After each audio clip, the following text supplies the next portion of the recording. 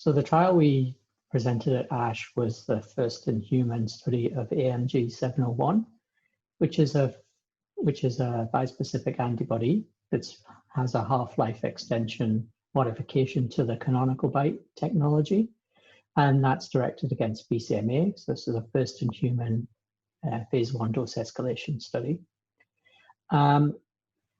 This technology works by binding to the T cell receptor on T cells, and then the other half of the antibody binds onto the BCMA molecule on myeloma cells, and this brings T cells and myeloma cells together to enable the T cells to kill the myeloma cells via T cell activation and perforin release.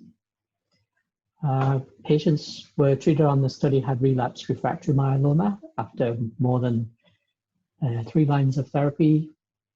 They were treated by IV infusion every week because of the half-life extended modification until disease progression, and pre-medication was given for the first couple of cycles to try and reduce the number of reactions that were seen on the study.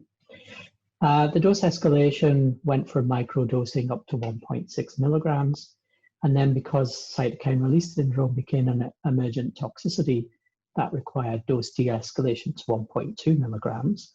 The introduction of step dosing, so smaller lead-in doses, to allow the dose escalation to continue, and we're now up to 12 and 18 milligrams in the current doses that are being explored in this study.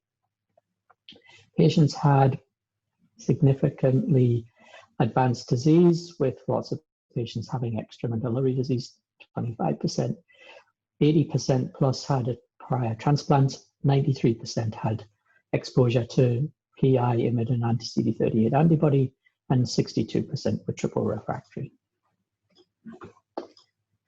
Cytokine release syndrome was a toxicity associated with this agent in this study, but only grade 1 and grade 2 toxicities were seen for the majority of patients. 8 patients, or 9%, had grade 3 cytokine release syndrome, and this was due to transient elevation in liver function tests in 4 patients, and 4 patients had hypoxia. That was treated with fairly standard therapy with steroids and plus or minus tocilizumab, and lasted on average 2 days.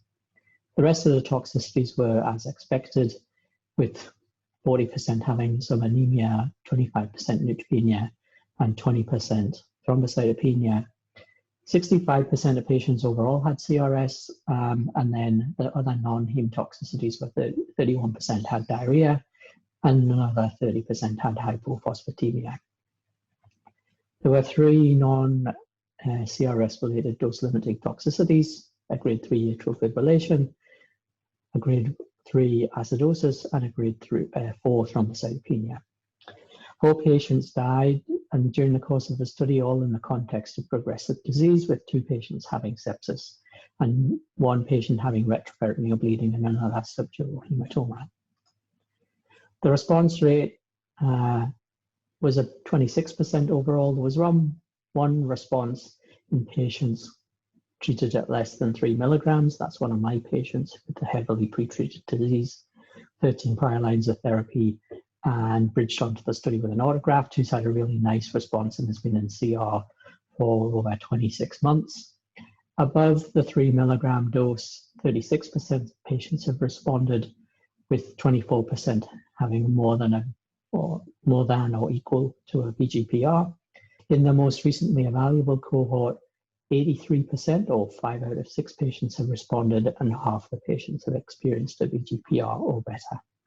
The PK profile of the drug is consistent with weekly dosing, and there's a dose, as the doses were increased, there's a associated increase in the drug exposure, and this is all supportive of once weekly dosing. Soluble BCMA levels have been identified as a determinant of free drug exposure, as expected. So overall, this is a early phase 1 first-in-human study in real patients with relapsed refractory myeloma using AMG 701, an AMG half-life extended BiTE molecule, showing manageable safety profile, an encouraging response rate, and we're continuing to explore this molecule in further studies.